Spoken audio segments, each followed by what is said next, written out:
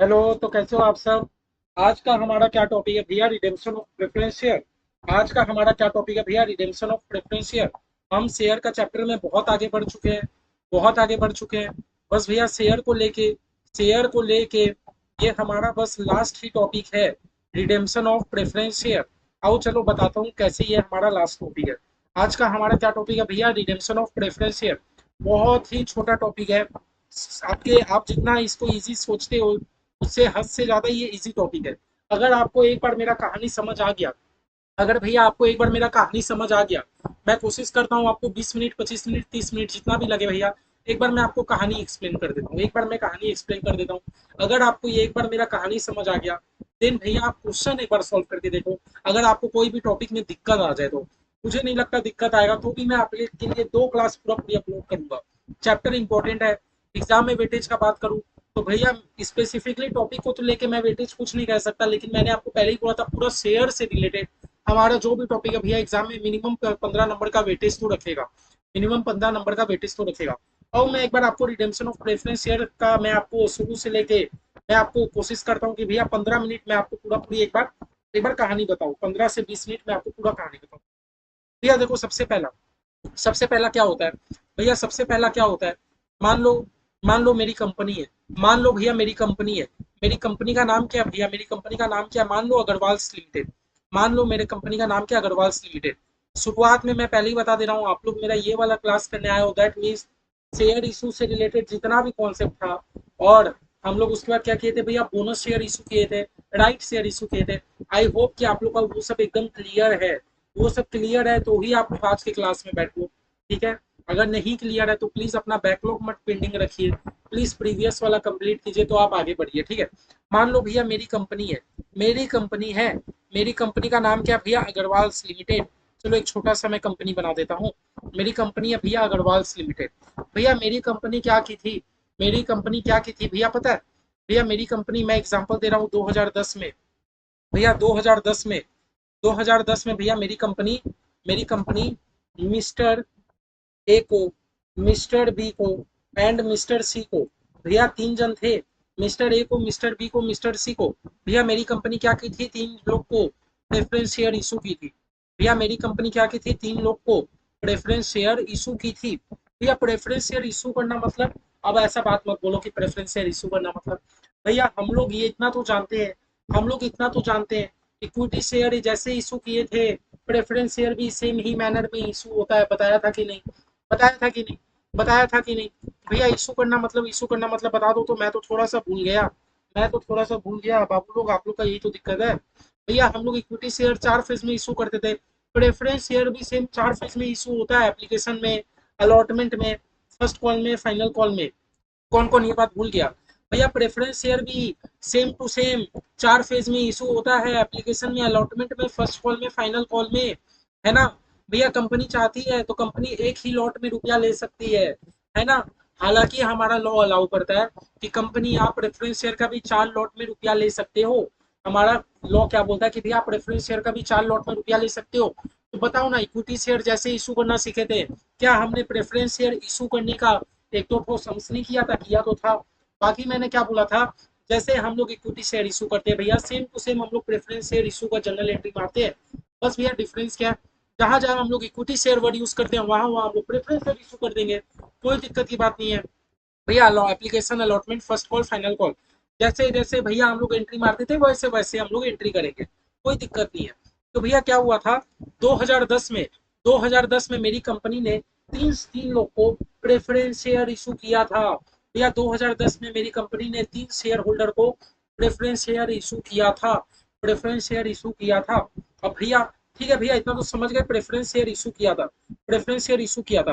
अब भैया मैं आप लोग को एक चीज बता दूं, मैं आप लोग को एक चीज बता दूं भैया, difference between equity share and preference share. भैया equity share and preference share में एक बार थोड़ा सा डिफरेंस बता दो भैया। दोनों का तो इशू करने का तो कॉन्सेप्ट एक ही है, बट भैया आपको पता है जो हमारा इक्विटी शेयर होता है ना, जो हमारा इक्विटी शेयर होता है वो हमारा घर का मालिक होता है। इक्विटी शेयर होता है भैया वो घर का मालिक होता है, घर का मालिक। मैंने आपको बताया भी था, दोनों में डिफरेंस बताया था कि भैया लास्ट में कंपनी अगर बंद होती है तो सबको रिपेमेंट कर दिया जाता है, इवन प्रेफरेंस शेयर वाले को भी पहले पेमेंट किया जाता है, जो बचा कुचा वो हम लोग इक्विटी को देंगे, कुछ बचेगा तो देंगे, नहीं देगा नहीं रहेगा तो नहीं देंगे, क्योंकि तो खड़के होते हैं। तो पता है भैया, प्रेफरेंस शेयर होल्डर को ना हम लोग कंप्लीटली राइट नहीं देते जैसा हम लोग इक्विटी शेयर होल्डर को देते हैं। हम लोग जैसा इक्विटी शेयर होल्डर को एक राइट देते हैं, प्रेफरेंस शेयर होल्डर को कंप्लीटली राइट नहीं देते। प्रेफरेंस शेयर होल्डर वाले को कंप्लीटली राइट नहीं मिलता, पता है, नहीं मिलता। आपको पता है, अगर आप मेरा इक्विटी शेयर होल्ड कर रहे हो तो आप मेरी कंपनी का इक्विटी शेयर 100 साल 150 साल जब तक कंपनी एग्जिस्ट करेगी आप तब तक कर सकते हो। लेकिन भैया पता है, अगर कंपनी एक बार प्रेफरेंस शेयर इशू करती है तो मैक्सिमम टाइम लिमिट 20 ईयर्स है। मैक्सिमम टाइम लिमिट 20 ईयर्स है। हाउएवर अगर इंफ्रास्ट्रक्चर कंपनी है तो उनके लिए मैक्सिमम टाइम लिमिट 30 ईयर्स है। हाँ, इक्विटी शेयर वाले के लिए कोई टाइम लिमिट नहीं है। इक्विटी शेयर होल्डर आप मेरे कंपनी का शेयर अनलिमिटेड टाइम 50 साल 100 साल आपका मर्जी, जब तक कंपनी चलेगी तब तक के लिए आप होल्ड कर सकते हो। क्यों? क्योंकि आपको पूरा घर का मालिक बनाया जा रहा है। आपका जो डिसीजन रहेगा आप हमारे मीटिंग में वोट कर पाओगे। प्रेफरेंस शेयर होल्डर को वोट करने का पावर नहीं रहता। इसीलिए पता है, हमारी कंपनी से कहती है कि जब भी कंपनी आप प्रेफरेंस शेयर इशू करोगे ना तो मैक्सिमम टाइम लिमिट 20 ईयर्स होगा। मैक्सिमम टाइम लिमिट 20 ईयर्स होगा। भैया 20 ईयर्स बाद, आफ्टर 20 ईयर्स कंपनी को क्या कर लेना पड़ेगा पता है? आफ्टर 20 ईयर्स कंपनी को प्रेफरेंस शेयर रिडीम कर लेना होगा। कंपनी को प्रेफरेंस शेयर रिडीम कर लेना होगा। भैया रिडीम कर लेना होगा, क्या कह रहे हो? सब बता रहा हूँ, हमारा टॉपिक ही तो है प्रेफरेंस शेयर को रिडीम करना। ठीक है, बस आप लोग इतना समझे। भैया कंपनी अगर इक्विटी शेयर कर इशू करी है तो कोई टाइम लिमिट नहीं है, क्योंकि हम तो अपना घर का मालिक बना रहे हैं। लेकिन भैया अगर हमारी कंपनी प्रेफरेंस शेयर इशू कर रही है तो मैक्सिमम टाइम लिमिट 20 ईयर्स होगा। मैक्सिमम टाइम लिमिट 20 ईयर्स होगा। तो इतना आप लोग खाली मेरा एग्जांपल में आप लोग इतना समझे। अग्रवाल्स लिमिटेड एक कंपनी है, 2010 में प्रेफरेंस शेयर इशू की थी। अब भैया कंपनी लॉ हमारा टाइम बोलता है मैक्सिमम 20 ईयर। क्या हम प्रेफरेंस शेयर 14 साल 10 साल 15 साल के लिए इशू कर सकते हैं? भैया कर सकते हैं। भैया उस टाइम पता है जो कंपनी प्रेफरेंस शेयर इशू कर की थी, हाँ, एट रेट ऑफ ₹10 ईच, तो हमारी कंपनी एक प्रेफरेंस शेयर 10 रुपया करके इशू की थी। हाँ, अब क्या केस आ रहा है? नाउ इन 2025 कंपनी चाहती है कि मैं प्रेफरेंस शेयर को क्या कर लूँ, रिडीम कर लूँ। मैं प्रेफरेंस शेयर को रिडीम कर लूँ at rate of ₹15 each. Company चाहती है, और चाहने से कुछ नहीं होगा। हम जब प्रेफरेंस शेयर इशू करते हैं ना तभी उसमें सब लिखा रहता है कि आज का इशू प्राइस ये है और हम लोग रिडीम करेंगे इतने पे। ठीक है, कंपनी क्या चाहती है कि मैं प्रेफरेंस शेयर रिडीम कर लूँ। रिडीम कर लूँ, कर लेने का क्या मतलब है कि ये हमारे 3 शेयर होल्डर को रिपे कर दो मनी। हाँ, हमारे ये जो 3 प्रेफरेंस शेयर होल्डर थे इनको सारा मनी रिपे कर दो, सारा मनी रिपे कर दो। अच्छा, मनी रिपे कहने का क्या मतलब है? आपको पता है, आपको पता है जब जब कंपनी प्रेफरेंस शेयर इशू की थी, हाँ, प्रेफरेंस शेयर इशू कहने का क्या मतलब है? प्रेफरेंस शेयर इशू कहने का क्या मतलब है? प्रेफरेंस शेयर इशू कहने का मतलब है कि कंपनी के माथे में एक तो लायबिलिटी क्रिएट हो रहा है। कंपनी के माथे में एक तो लायबिलिटी क्रिएट हो रहा है। तभी आप लोग को याद होगा, तभी आप लोग को याद होगा, हर एक स्टेप के बाद हम लोग इक्विटी शेयर कैपिटल अकाउंट को क्रेडिट कर रहे थे। हर एक स्टेप के बाद हम लोग इक्विटी शेयर कैपिटल अकाउंट को क्रेडिट कर रहे थे। सेम टू सेम हम लोग तो अभी इक्विटी शेयर का कॉन्सेप्ट नहीं पढ़ रहे, हम लोग तो प्रेफरेंस शेयर का कॉन्सेप्ट पढ़ रहे हैं। मान लो अगर प्रेफरेंस शेयर इशू हो रहा था, जब प्रेफरेंस शेयर इशू हो रहा था, आप हर एक स्टेप के बाद प्रेफरेंस शेयर कैपिटल अकाउंट को क्रेडिट कर रहे थे कि नहीं, ये बता दो। आप हर एक स्टेप के बाद प्रेफरेंस शेयर कैपिटल अकाउंट को क्रेडिट कर रहे थे कि नहीं? हाँ भैया, हम लोग तो हर एक स्टेप के बाद प्रेफरेंस शेयर कैपिटल अकाउंट को क्रेडिट कर रहे थे। ये क्रेडिट शो करता है, क्रेडिट शो करता है। ये जो वर्ड क्रेडिट है ना, ये जो क्रेडिट है, नॉमिनल अकाउंट बोलता है और मॉडर्न अप्रोच बोलता है कि क्रेडिट मतलब आपके कंपनी के लिए लायबिलिटी है। दैट मीन्स अगर आप प्रेफरेंस शेयर इशू किए हो तो कंपनी आपके माथे में एक लायबिलिटी है कि आपको सबको रुपया रिपेमेंट करना है। कंपनी अगर आप प्रेफरेंस शेयर इशू किए हो तो आपके माथे में एक लायबिलिटी है कि आपको सबको रुपया रीपे करना है। ठीक है, लेकिन हम लोग अगर इक्विटी शेयर इशू कर रहे हैं तो रीपे करने का जरूरत नहीं है। प्रेफरेंस शेयर अगर इशू कर रहे हो तो भैया मैक्सिमम 20 साल बाद आपको प्रेफरेंस शेयर रिडीम कर लेना होगा। रिडीम कहने का मतलब है आपको सारे शेयर होल्डर को रुपया रीपे कर देना होगा, बदले में उनका प्रेफरेंस शेयर ले लेना होगा। ठीक है, बस इतना समझ गए। तो अब कंपनी क्या चाहती है कि मैं सबको रिडीम कर लूँ। तो रिडीम कहने का क्या मतलब है कि सारे प्रेफरेंस शेयर होल्डर को रिडीम कर लो, रिडीम कर लो। ठीक है, तो इतना छोटा सा कहानी समझ गए कि रिडीम्शन हमारा क्यों जरूरी है, क्योंकि हमारा कंपनीज एक्ट बोलता है मैक्सिमम हमारा प्रेफरेंस शेयर का टाइम लिमिट रहेगा 20 ईयर। हमारा कंपनी से क्या रहता है, मैक्सिमम हमारा प्रेफरेंस शेयर इशू का टाइम लिमिट क्या रहेगा, 20 ईयर। 20 ईयर बाद कंपनी आपको सारा प्रेफरेंस शेयर को क्या कर लेना होगा, रिडीम कर लेना होगा। सारे प्रेफरेंस शेयर को क्या कर लेना होगा, रिडीम कर लेना होगा। रिडीम कहने का मतलब है कंपनी आपके बुक्स में जो प्रेफरेंस शेयर का लायबिलिटी हमें दिख रहा है ना, आप सारे प्रेफरेंस शेयर होल्डर को रुपया रिटर्न कर दो। सारे प्रेफरेंस शेयर होल्डर को रुपया रिटर्न कर दो, तो वही रिटर्न को हम लोग कहते हैं रिडीम। तो भैया हमारे इक्विटी शेयर में क्या ऐसा रिडीम नहीं होता? नहीं, इक्विटी शेयर का बाईबैक होता है। इक्विटी शेयर का बाईबैक होता है। हाँ, इक्विटी शेयर का बाईबैक होता है। आज का क्लास हमारा खाली प्रेफरेंस शेयर को रिडीम करना है। आज का क्लास हमारे प्रेफरेंस शेयर को रिडीम करने का है। प्रेफरेंस शेयर को रिडीम करने का है। ठीक है, अब आप इतना तो बात समझ गया। अब आओ एक बात सुनो मेरा, एक बात सुनो, एक बात सुनो। At the time of redemption, at the time of redemption, at the time of redemption, तो भैया प्रेफरेंस शेयर होल्डर को फायदा क्या होता है, इतना खाली बता दो तो। मैंने आपको कहा था ना, प्रेफरेंस शेयर होल्डर को हर साल फिक्स रेट ऑफ डिविडेंड मिलता है। अगर आप मेरी कंपनी का प्रेफरेंस शेयर खरीद रहे हो, दैट मीन्स 20 साल बाद आपको रुपया तो मिलेगा ही। आप जितना रुपया प्रेफरेंस शेयर खरीदो आपको वो तो मिलेगा ही, हो सकता है उससे ज्यादा ही मिले। और ये 20 साल तक हर साल आपको एक फिक्स रेट ऑफ डिविडेंड भी मिलेगा। मैंने बताया था ना, प्रेफरेंस शेयर होल्डर को पता है क्या फायदा होता है। मान लो आपने प्रेफरेंस शेयर खरीदा था, मान लो जैसे इस केस में हमारे शेयर होल्डर ने एक प्रेफरेंस शेयर का कितना रुपया दिया था, 10। लेकिन जो 10-15 साल बाद हमारे प्रेफरेंस शेयर होल्डर को मिल कितना रहा, 15। एक तो ये फायदा हो गया। दूसरा बात, दूसरा पता उनको क्या फायदा है, ये जो बीच में 15 साल है, 15 साल उनको फिक्स रेट ऑफ डिविडेंड तो मिलेगा ही मिलेगा। तो प्रेफरेंस शेयर होल्डर को ये फायदा है। अब देखो at the time of redemption, जब हमारे प्रेफरेंस शेयर का रिडीम करने का टाइम आ गया, तो रिडीम करने के टाइम कंपनी कंपनी रिडीम करती है एट पार में। कंपनी के पास ऑप्शन है कि भैया आप रिडीम कर सकते हो एट पार में, रिडीम कर सकते हो एट पार में, रिडीम कर सकते हो एट प्रीमियम में, रिडीम कर सकते हो एट प्रीमियम में। लेकिन लेकिन रिडीम कर रहे हो आप डिस्काउंट में, रिडीम कर रहे हो आप डिस्काउंट में, redeem at discount, redeem at discount. भैया 3 हमारे पास ऑप्शन रहता है, चलो देखते हैं। रिडीम एट पार कहने का मतलब है, रिडीम एट पार कहने का मतलब है कि मैंने प्रेफरेंस शेयर इशू किया था, मैंने प्रेफरेंस शेयर इशू किया था 10 रुपया में। जब मैंने प्रेफरेंस शेयर पता है इशू किया था, मैंने 10 रुपया में इशू किया था, और मैं रिडीम कर रहा हूँ 10 रुपया में, मैं रिडीम भी कर रहा हूँ 10 रुपया में। भैया ये तो चलो समझ आ रहा है। भैया प्रीमियम कहने का मतलब है कि मैंने इशू किया था 10 रुपया में, और मैं रिडीम करूंगा 20 रुपया में। भैया जो एक्स्ट्रा रुपया वो मैं शेयर होल्डर से ले नहीं रहा हूँ, मैं तो रिडीम कर रहा हूँ। एज अ कंपनी मुझे रुपया पेमेंट करना है, एज अ कंपनी मैं प्रेफरेंस शेयर होल्डर को रुपया रीपेमेंट करूंगा, तो है ना। तो मैं एक्स्ट्रा रुपया रीपेमेंट कर रहा हूँ, मैं एक्स्ट्रा रुपया रीपेमेंट कर रहा हूँ। जब हम लोग शेयर इशू किए थे ना, उस टाइम हम लोग शेयर होल्डर से एक्स्ट्रा रुपया ले रहे थे। अब हम लोग का बारी आया प्रेफरेंस शेयर होल्डर को रीपेमेंट करने का, तो यहाँ कंपनी एक्स्ट्रा रुपया रीपेमेंट करेगी। लेकिन बताओ ना, ये हो सकता है मैंने इशू करते टाइम अपने प्रेफरेंस शेयर होल्डर से लिया था 10 रुपया, और मैं रिडीम करूंगा 7 रुपया में। क्या ये डिस्काउंट वाला कॉन्सेप्ट कभी हो सकता है? बताओ तो, क्या कभी हो सकता है? नहीं भैया, ऐसा तो होता नहीं है, ऐसा होता नहीं है। तो हमें बेसिकली दो चीजें देखने को मिलेगी। ये तो हो सकता है कि मैं जब इशू किया था, मैं जब 15 साल पहले इशू किया था, मैं अपने प्रेफरेंस शेयर होल्डर को बोला था कि भाई 10 रुपया करके आज मैं इशू कर रहा हूँ, जब रिडीम होगा मैं आपको 10 रुपया ही दूंगा, इस बीच आपको डिविडेंड मिलेगा हर साल। हाँ, नहीं तो ये वाला कॉन्सेप्ट तो बहुत अच्छा है। बेसिकली यही होता है कि आज आप मुझे रुपया दो 10 रुपया, 15 साल बाद मैं आपको 20 रुपया करके रिटर्न करूंगा। जो एक्स्ट्रा रुपया वो प्रीमियम का है, जो एक्स्ट्रा रुपया प्रीमियम का है। तो इतना तो हमें समझ आ गया, इतना तो भैया हमें समझ आ गया, इतना तो हमें समझ आ गया। बेसिकली हमें आइडिया लग गया कि क्या हमारा प्रेफरेंस शेयर होता है, क्या प्रेफरेंस शेयर होता है, रीडिंग कहने का क्या मतलब है, रीडिंग कहने का क्या मतलब है, और भैया रीडिंग कैसे कैसे हो सकता है, रीडिंग कैसे कैसे हो सकता है। ठीक है, अब चलो, अब मैं आपको एक बात बता दूं, अब मैं आपको एक बात बता दूं।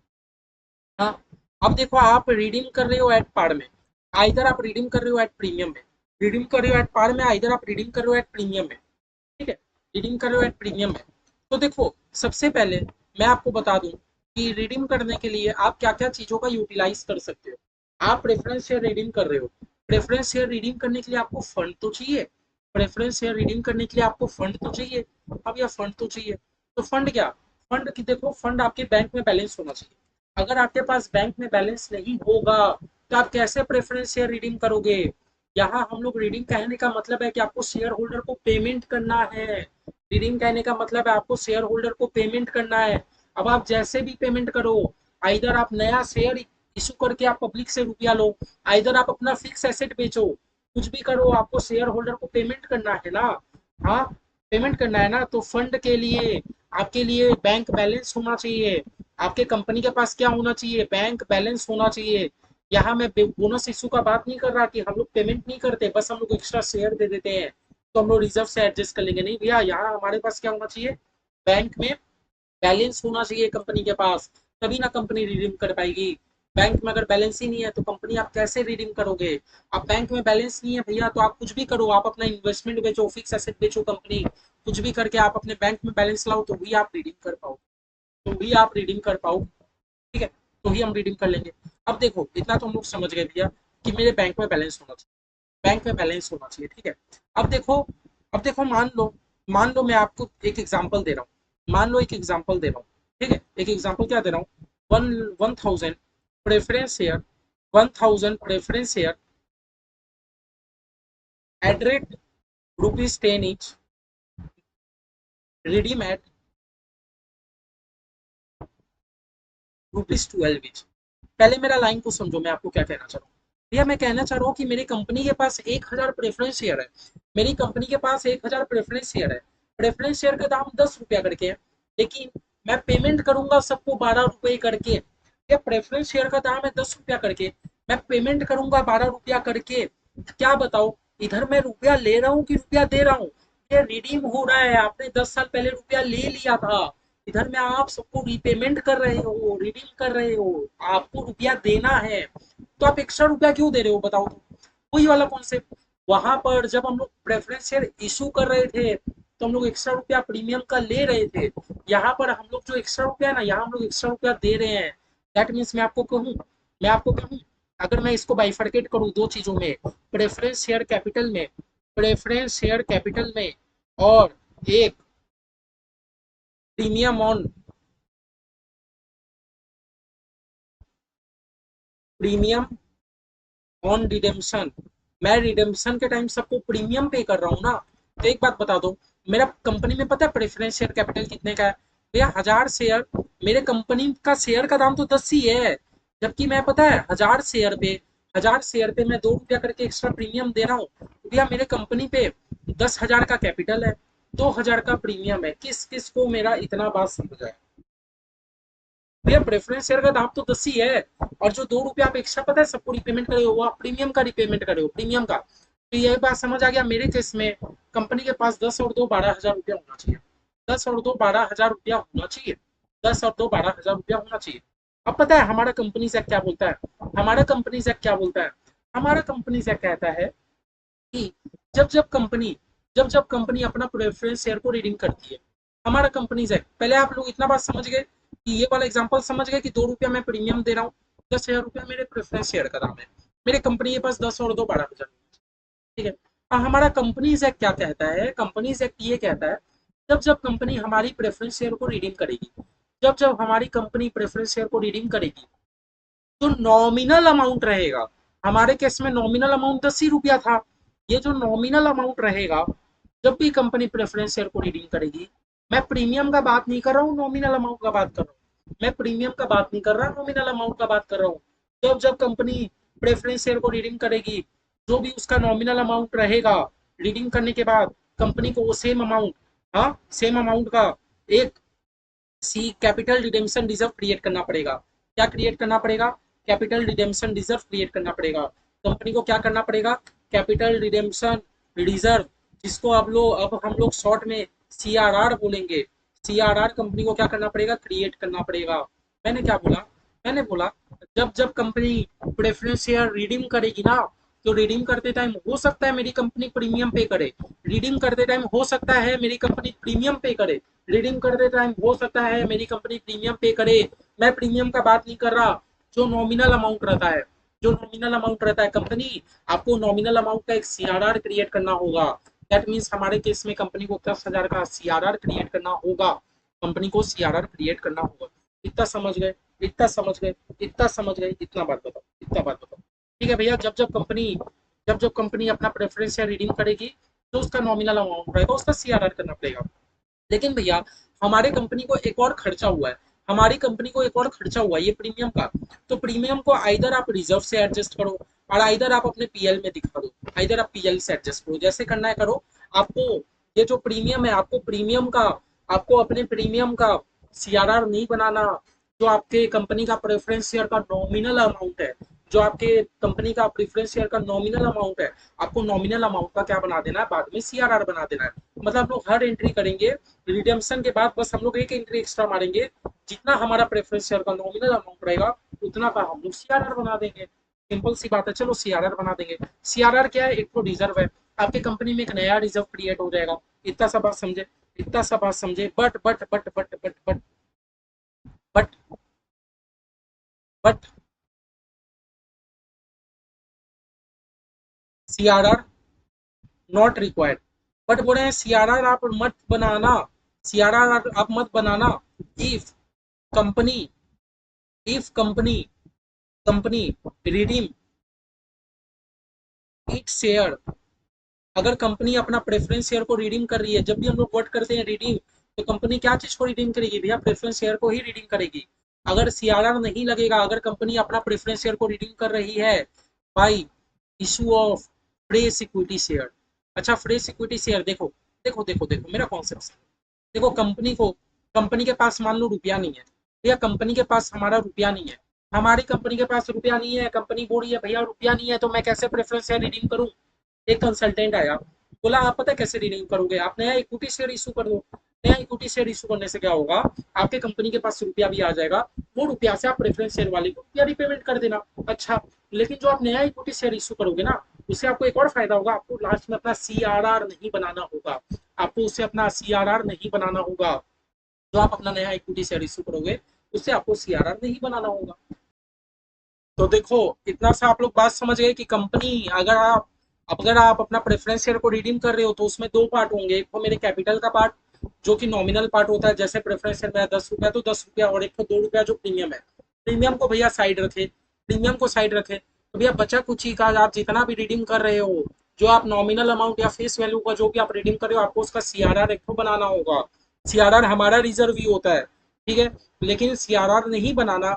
अगर आप लोग प्रेफरेंस शेयर सिर्फ रिडीम करने के लिए, अगर आप प्रेफरेंस शेयर रिडीम करने के लिए अगर आपने इक्विटी शेयर इशू करके रुपया उठाया है, तो आपको सीआरआर नहीं बनाना, ठीक है। आगे क्वेश्चन देखेंगे, बेटर क्लैरिटी होगा। भैया बात रही हमारा प्रीमियम का, भैया जो भी हमने रिडेम्पशन के टाइम हमने प्रीमियम पे किया, जो भी रिडेम्पशन करते टाइम हमने प्रेफरेंस शेयर होल्डर को प्रीमियम पे किया, वो भी तो मेरा एक खर्चा है ना।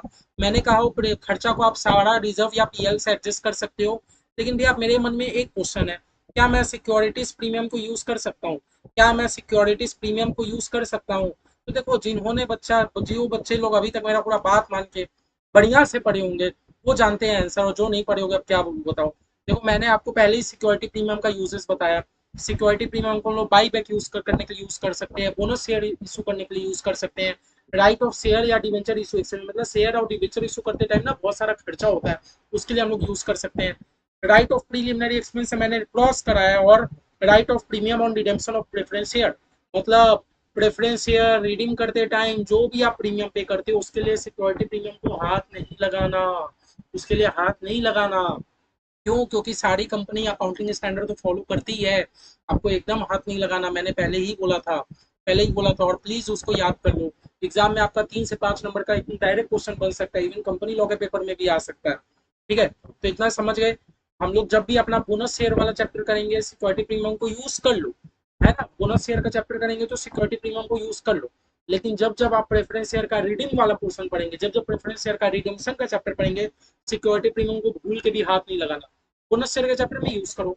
प्रेफरेंस शेयर का जब भी रिडेम्पशन होगा, सिक्योरिटी प्रीमियम को अपने को यूज नहीं करना, नहीं करना। इतना सा अगर आप लोग कहानी समझ गए, तो आई थिंक हम लोग रेडी है, हम लोग रेडी अपना सम्स प्रैक्टिस करने के लिए। चलिए, हम लोग अपना सम्स की ओर आगे बढ़ते हैं, हम लोग अपना सम्स की ओर आगे बढ़ते हैं, सम्स की ओर आगे बढ़ते हैं, फटाक फटाक सम्स करते हैं। हमारा सम्स में कुछ नहीं है, कुछ नहीं है, बहुत ईजी है, बहुत ईजी। चलो इलस्ट्रेशन वन देखते हैं क्या है, कुछ नहीं है, बहुत ईजी। चलो इलस्ट्रेशन वन, हमारा इलस्ट्रेशन वन क्या बोल रहा है, तो सबसे पहले आप लोग दो चार बात समझ गए, ठीक है।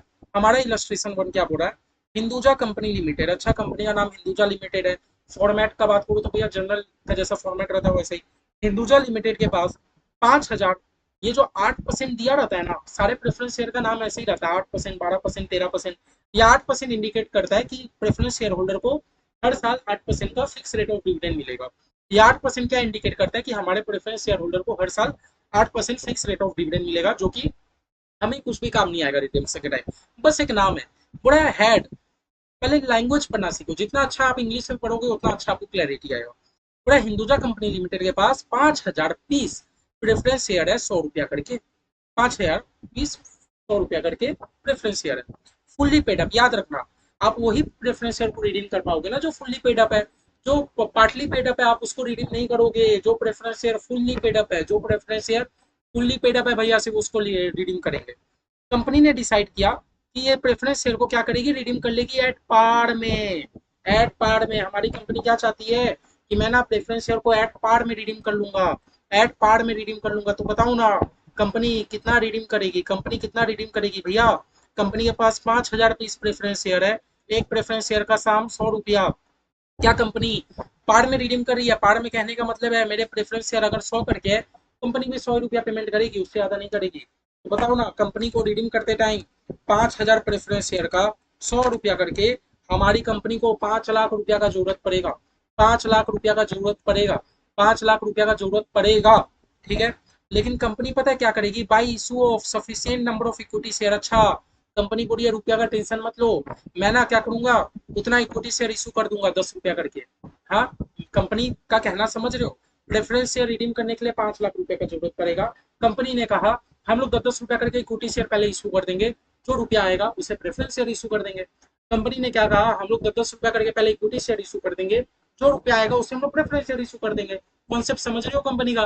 कंपनी पहले इक्विटी शेयर इशू कर देगी, बाद में कंपनी प्रेफरेंस शेयर रिडीम करेगी। क्या आप लोग मेरा कहना, क्या आप लोग मेरे को एक आंसर दे सकते हो? Number of equity share issue, company कितना इक्विटी शेयर इशू करेगी, क्या आप मेरा इतना आंसर दे सकते हो? Number of equity share issue, क्या मेरे को आप इतना आंसर दे सकते हो? भैया कंपनी को रिडीम करने के लिए 5 लाख रुपए की जरूरत है। भैया हमारी कंपनी को रिडीम करने के लिए 5 लाख रुपए की जरूरत है। हाँ, और भैया कंपनी एक एक शेयर इशू करेगी कितने रुपए का, 10 रुपए का। 10 रुपए का क्या प्रीमियम है? नहीं भैया नहीं है। तो भैया टोटल कंपनी को 50,000 इक्विटी शेयर इशू करना होगा। कंपनी को 50,000 इक्विटी शेयर इशू करना होगा, है ना। 50,000 इक्विटी शेयर इशू करना होगा। क्या इतना कॉन्सेप्ट आपको क्लियर है? इतना कॉन्सेप्ट आपको क्लियर है? क्लियर है ना। तो चलो हम लोग एकदम जनरल एंट्री मार देते हैं, धड़ाक धड़ाक हम लोग जनरल एंट्री मार, ठीक है। चलो, सबसे पहले हमारी कंपनी क्या करेगी भैया, इक्विटी शेयर इशू करेगी। तो इक्विटी शेयर अगर मेरी कंपनी इशू करेगी तो पता है जनरल एंट्री क्या मारती है, bank account debit, bank account debit. अब भैया क्वेश्चन एप्लीकेशन अलॉटमेंट कुछ नहीं बोला, तो आप डायरेक्ट एंट्री मारो ना, bank account debit to equity share capital account.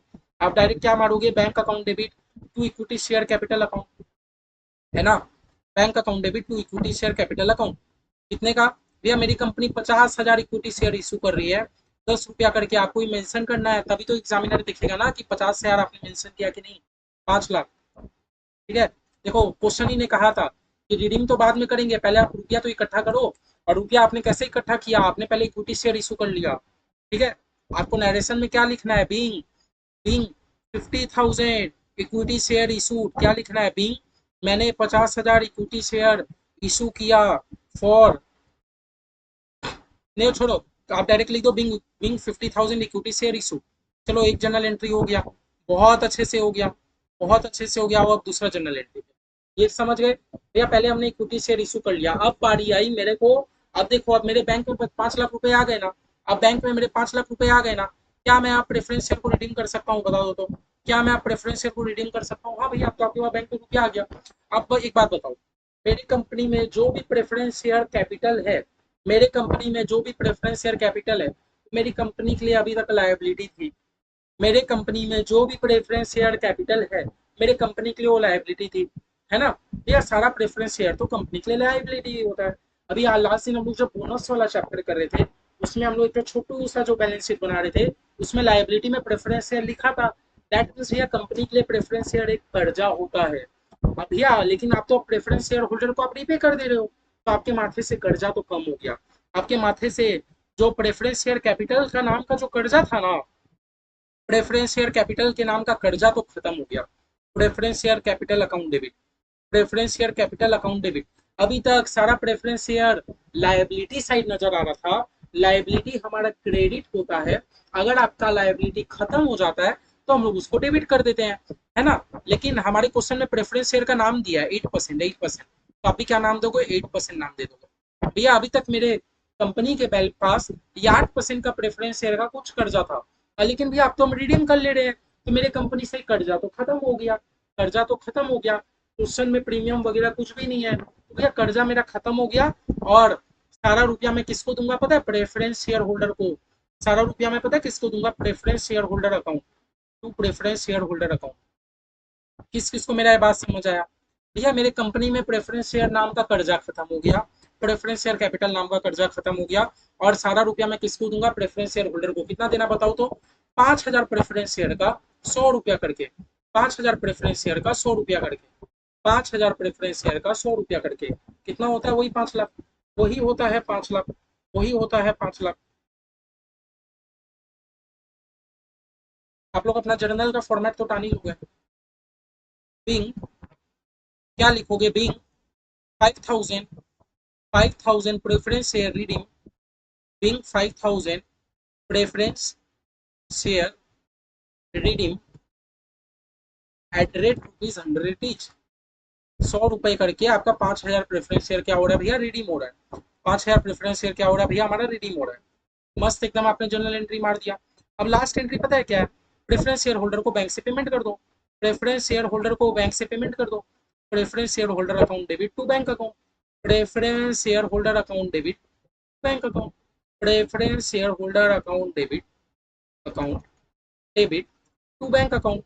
भैया बैंक अकाउंट को क्रेडिट क्यों किए, क्योंकि मेरे बैंक में रुपया आया नहीं बल्कि चला गया, मैं तो रिडीम कर रहा हूँ ना, तो मेरे बैंक से रुपया क्या हुआ, चला गया, चला गया। Being amount paid to preference share holder, simple, being amount paid to preference share holder, simple simple simple. बस आपका 3 जर्नल एंट्री में आपका चैप्टर खत्म, 3 जर्नल एंट्री में आपका ये चैप्टर खत्म है, 3 जर्नल एंट्री में आपका एक चैप्टर खत्म है। सबसे पहले हमने क्या किया, क्वेश्चन ने कहा था कि भैया कंपनी रिडीम बाद में करेगी, सबसे पहले कंपनी ने नया इक्विटी शेयर इशू किया, हमने इक्विटी शेयर इशू का जर्नल एंट्री हम लोग बहुत अच्छे से करके हम लोग मार दिए। फिर भैया preference share capital account debit to preference share holder, हमारे कंपनी में अब तक प्रेफरेंस शेयर कैपिटल के नाम का कर्जा था, कर्जा हमारे कंपनी के लिए क्रेडिट होता है, हम लोग उसको डेबिट करके कर्जा तो खत्म किए, हमारे कंपनी में एक नया कर्जा हो गया प्रेफरेंस शेयर होल्डर को। फिर भी नेक्स्ट जर्नल एंट्री में हम लोग प्रेफरेंस शेयर होल्डर को बैंक के थ्रू पेमेंट कर दिए। कितना सिंपल है, कितना सिंपल है, कितना सिंपल है, बताओ कुछ भी हार्ड था इसमें, कुछ भी हार्ड था इसमें, किसको हार्ड लगा बताओ, बड़ा सिंपल टॉपिक है, फ्री के नंबर है। लेकिन इसके बाद हमारा एक और स्टेप होता है, इसके बाद हमारा एक और स्टेप होता है, मैंने आपको बताया था, आप लोग शायद भूल गए, आप लोग का शॉर्ट टर्म मेमोरी लॉस है, थोड़ा सा शॉर्ट टर्म मेमोरी लॉस आप लोग ज्यादा करते हो, आप लोग थोड़ा सा भूल गए, क्या भूल गए भैया, देखो अभी अभी मैंने आपको नोट्स में क्या लिखाया था, जब जब हमारी कंपनी प्रेफरेंस या रीडिंग करेगी, तो जो उसका जो नॉमिनल वैल्यू रहेगा ना, जब जब हमारी कंपनी प्रेफरेंस या रीडिंग करेगी, जो उसका नॉमिनल वैल्यू रहेगा, नॉमिनल वैल्यू का कंपनी को कैपिटल रिडेम्पशन रिजर्व बनाना होगा, जो भी उसका नॉमिनल वैल्यू रहेगा, कंपनी आपको कैपिटल रिडेम्पशन रिजर्व बनाना होगा।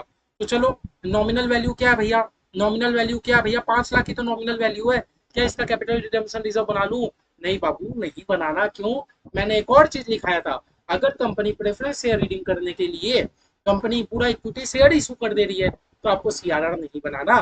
तो इस केस में चेक करो, मेरा प्रेफरेंस शेयर का नॉमिनल वैल्यू कितना भैया, 5 लाख, अब मेरी कंपनी इक्विटी शेयर भी कितना का इशू की भैया, 5 लाख, दैट मीन्स भैया कोई भी सीआरआर हमें नहीं बनाना।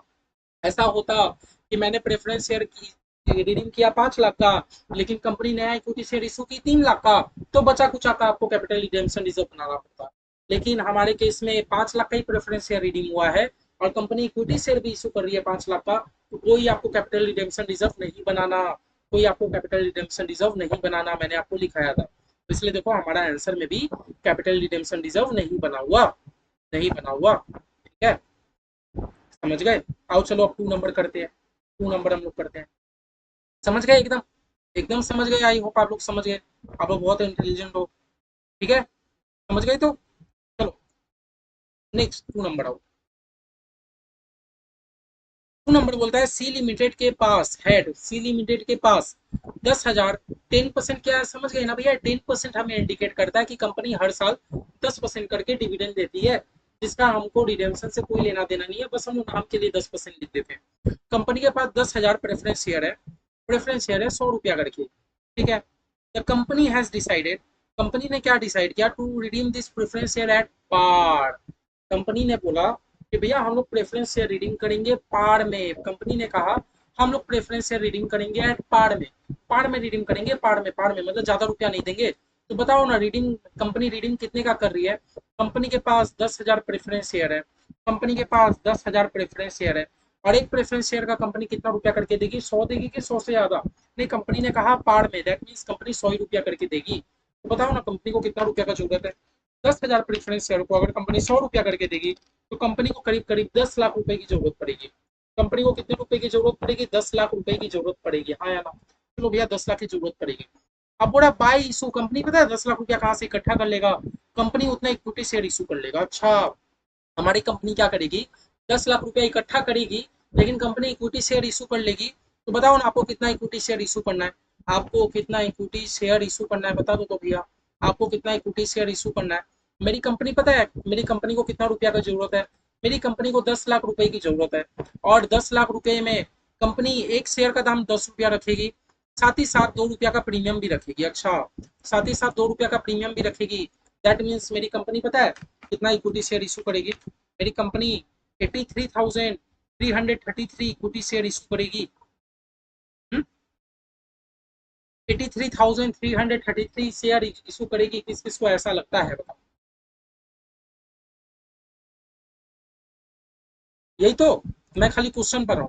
भैया मेरी कंपनी को 10 लाख रुपए की जरूरत है, मेरी कंपनी को 10 लाख रुपए की जरूरत है, 10 लाख रुपए की जरूरत है, और एक शेयर का दाम कितना, पूरा कंपनी नया शेयर इशू करेगी, और नया शेयर का दाम क्या, 10 रुपया, 2 रुपया का प्रीमियम, मतलब नया शेयर का दाम 12 रुपया रहेगा। दैट मीन्स कंपनी इतना शेयर इशू करेगी। तो क्या इतना शेयर इशू करने के बाद क्या मेरे बैंक में 10 लाख रुपया हो जाएंगे, चलो चेक करते हैं। भैया कंपनी अगर इशू करेगी 83,333, तो भैया मैं पूरा 12 रुपया करके तो यूज नहीं कर पाऊंगा। आप लोगों को पता है जो कंपनी प्रीमियम का रुपया रहती है कंपनी उसको यूज नहीं कर सकती। तो भैया कंपनी 10 रुपया करके, भैया 8,33,330। अरे भैया ये तो कमी पड़ गया, कंपनी को तो 10 लाख रुपया चाहिए, लेकिन अगर मैं इतना शेयर इशू करूंगा तो भैया मेरे पास रुपया नहीं आएगा। तो आपको पता है क्या करना है, आपको क्या करना है, आपको प्रीमियम को मारना है गोली, आपको प्रीमियम को गोली मारना है। कंपनी को इशू करना है पता कितना, 10 रुपया करके ही इशू करना पड़ेगा, कंपनी को 10 रुपया करके ही इशू करना पड़ेगा, है ना। भैया जो प्रीमियम कंपनी लेगी, premium is a different concept, premium is a different concept. हम लोग जनरल एंट्री में प्रीमियम को शो कर देंगे, लेकिन कंपनी अपना प्रीमियम को तो यूज नहीं कर सकती ना रिडीम करने के लिए। मैंने आपको पहले ही पढ़ाया था भैया, जो सिक्योरिटीज प्रीमियम कंपनी लेगी 2 रुपया का, कंपनी तो उसको रिडीम करने के लिए यूज नहीं कर सकती। तो बताओ ना, तो आपको कितना इक्विटी शेयर इशू करना पड़ेगा, भैया 10 लाख रुपया चाहिए, 10 रुपया करके, दैट मीन्स कंपनी को 1 लाख शेयर इशू करना होगा, दैट मीन्स कंपनी को अपना 1 लाख इक्विटी शेयर इशू करना होगा, है ना, 1 लाख इक्विटी शेयर इशू करना होगा, तभी जाके भैया मेरा बात बने। तो चलो अब जर्नल एंट्री मार देते हैं, जर्नल एंट्री मार देते हैं। भैया इक्विटी शेयर इशू करने का जर्नल एंट्री बता दीजिए। भैया बैंक में कंपनी का रुपया आया, bank account debit to equity share capital account. आप ये जो दो वर्किंग है आपको एकदम हर सब में करना है। आप एकदम बेटर होगा, आप पहले जर्नल एंट्री का फॉर्मेट डाल लो, उसके नीचे आप नोट दिखा के कर सकते हो। Bank account debit to equity share capital account, ये हम लोग इक्विटी शेयर इशू कर रहे हैं to equity share capital account. लेकिन भैया हमारे क्वेश्चन में प्रीमियम भी है, हमारे क्वेश्चन में प्रीमियम भी है। इशू करते टाइम हम लोग सिक्योरिटी प्रीमियम को क्रेडिट करते थे। जब भी हम लोग इशू करते हैं ना, तो कंपनी सिक्योरिटी प्रीमियम का रुपया भी ले रही है, तो कंपनी के माथे में एक लाइबिलिटी है, इसलिए कंपनी क्या करती है, सिक्योरिटी प्रीमियम को क्रेडिट करती है। तब हम लोग सॉल्व किए टू सिक्योरिटीज प्रीमियम अकाउंट, है ना, टू सिक्योरिटीज प्रीमियम अकाउंट।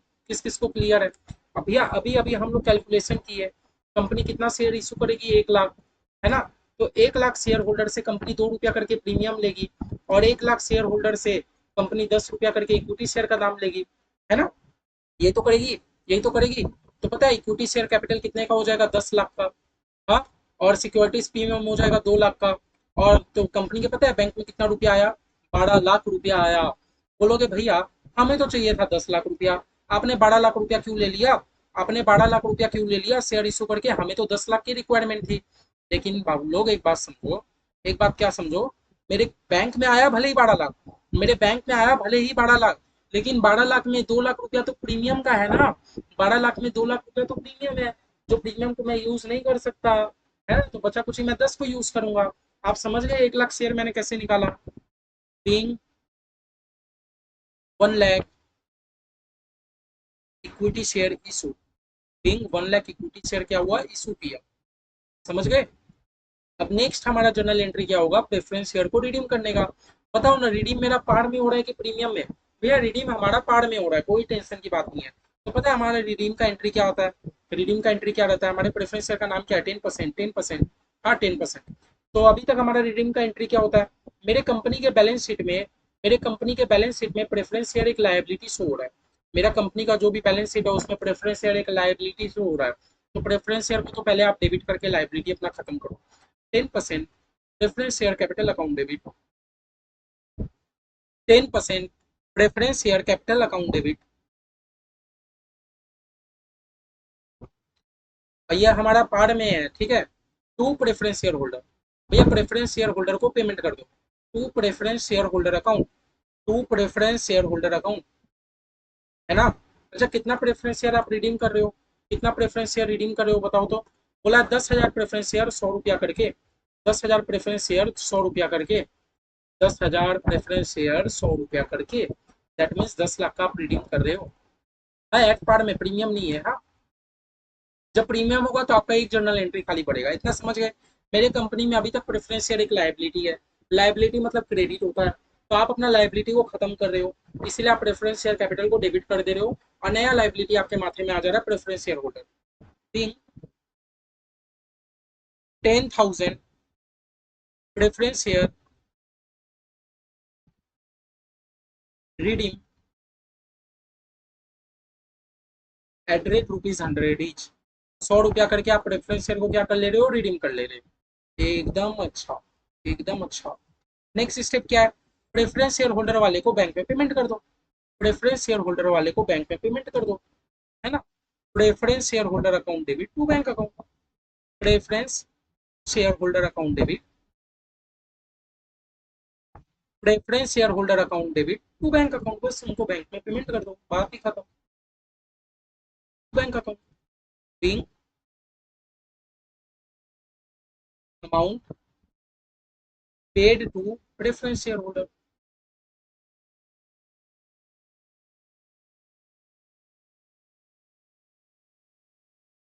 है ना। 10 लाख रुपया उनको रिपे कर दो, 10 लाख।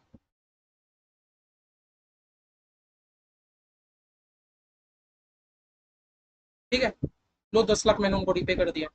ठीक है। अब भैया इसके बाद एक और स्टेप होता है, इसके बाद एक और स्टेप होता है। इतना तक तो भैया हम लोग समझ गए। हमारे क्वेश्चन में मेन पता है सीखने के लिए क्या था, कि भैया हम लोग कितना इक्विटी शेयर इशू करें। जब भी आप इशू का बात करोगे तो याद रखना प्रीमियम को मत इंक्लूड करना, क्योंकि प्रेफरेंस शेयर रिडीम करते टाइम हम लोग प्रीमियम को तो यूज ही नहीं कर सकते। मैं क्यों उसका प्रीमियम का अमाउंट को ऐड करूँ बताओ। ठीक है, इन तो हो गया। फिर भैया आपने एक बात बताया था कि जब भी हम लोग प्रेफरेंस शेयर रिडीम करते हैं, जो भी उसका नॉमिनल वैल्यू रहता है, जैसे हम लोग के केस में नॉमिनल वैल्यू 100 रुपया करके था, जैसे 10 लाख का नॉमिनल वैल्यू है, तो नॉमिनल अमाउंट का हमें कैपिटल रिडेम्पशन रिजर्व क्रिएट करना पड़ता है।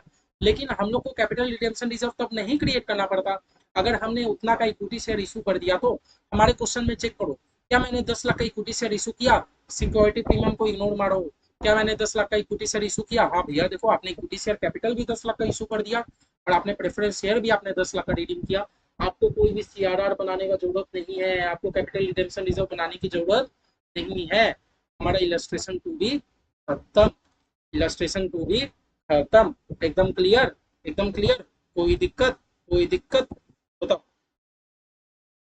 हाँ देखो यहाँ लिखा भी है, यहाँ लिखा भी है, अगर आप लोगों को मेरे बात में भरोसा नहीं होता तो, premium received on issue of new share can not be used to finance the redemption. जो भी आप नया शेयर में आप प्रीमियम ले रहे हो आप उससे रिडीम नहीं कर सकते। आओ चलो अब इलस्ट्रेशन 3, इलस्ट्रेशन 3 अब मेरे बच्चे अपने आप करेंगे। हाँ इसमें आप मैं आपको नरेशन नहीं लिखूंगा।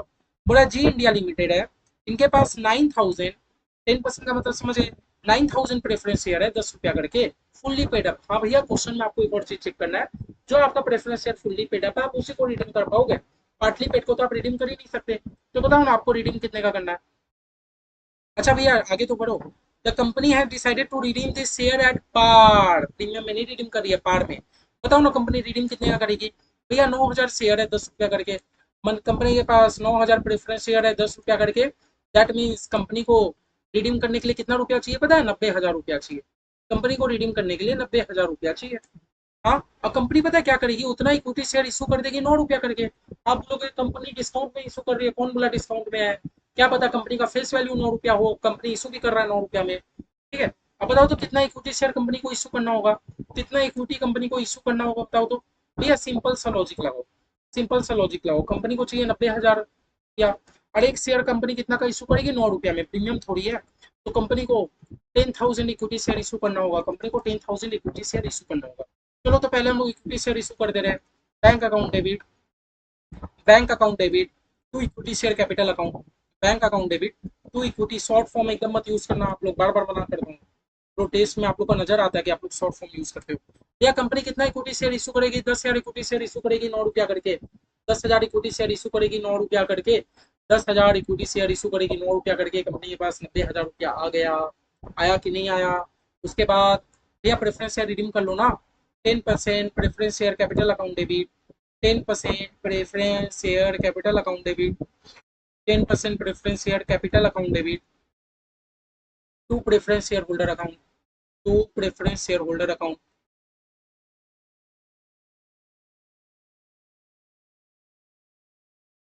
To preference share holder account. बताओ तो कितने प्रेफरेंस शेयर है कंपनी के पास?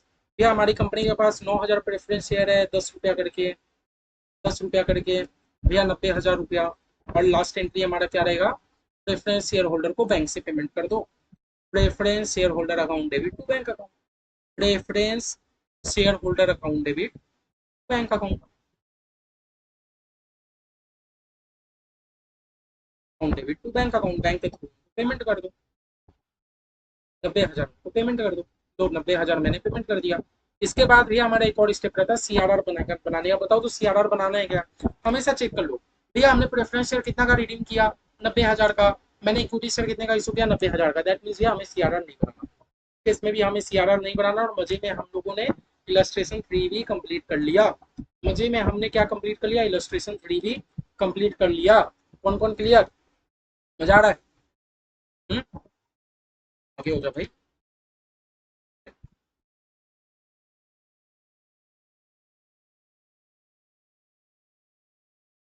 ठीक है, आओ चलो हम लोग अपना इलस्ट्रेशन 6 करते हैं।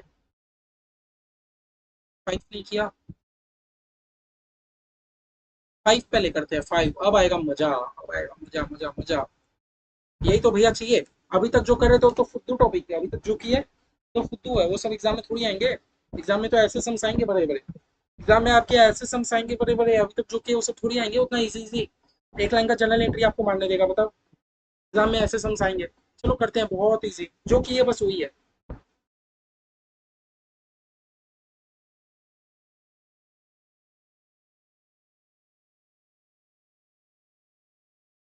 रिकॉर्डिंग हो रहा है ठीक ठाक?